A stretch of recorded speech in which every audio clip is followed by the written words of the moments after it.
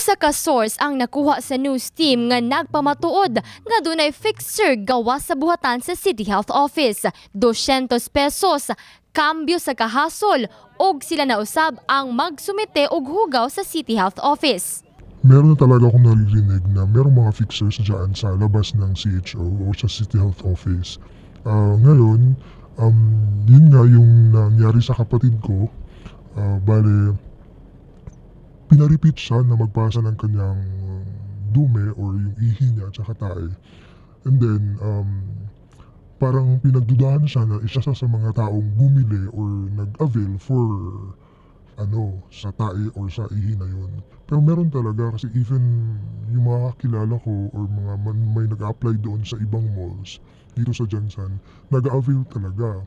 And which is yung bayad nila for the whole package, yung ihi at saka dume, 250 pesos. Oo. So package na yun.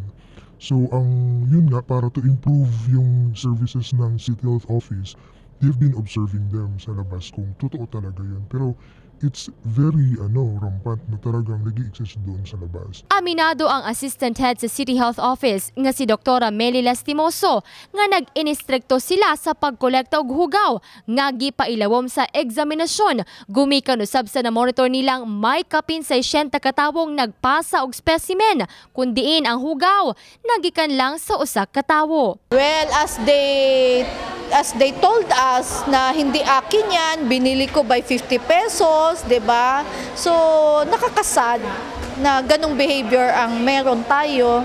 Pero sabi ko nga na dapat maging honest lang tayo sa sarili natin kasi we are doing our best. And wala silang karapatang magreklamo sa amin because we are a regulatory function office.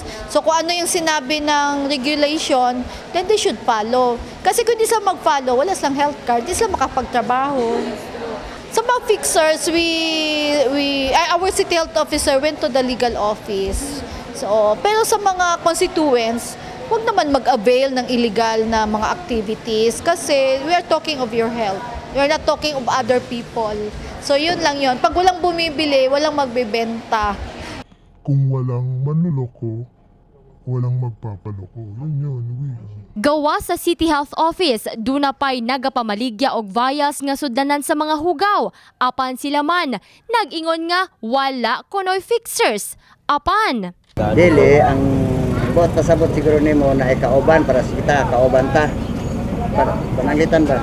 Kunya, ako'y kasi aron.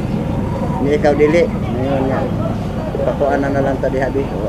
Siguro. Nag-init yun siya sa mua kay niingon nga nag-fixer mi. So pagkatawag ng fixer nga o fixer gani sarili nimong resibo, di ba? Sarili nimong resibo. Magkuan kag sariling resibo, ikaw may bagakuan. Paano ka makakuan diha, makabayad ka? Imo ang daghang kag resibo imong ikuan dito? Idungan nimo. Storya ra na madaingon mitapo ano ang modol sa moa.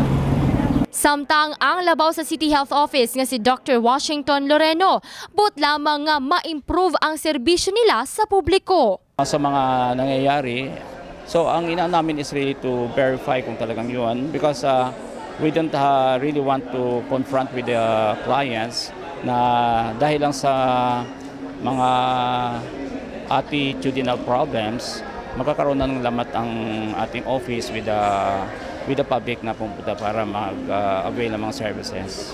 So isa yun sa mga namin is really to meet all the service providers, lalo na sa pag-issue ng health cards, na they have to ensure na everybody will be given the necessary services. Jess Saladuna, Brigada News.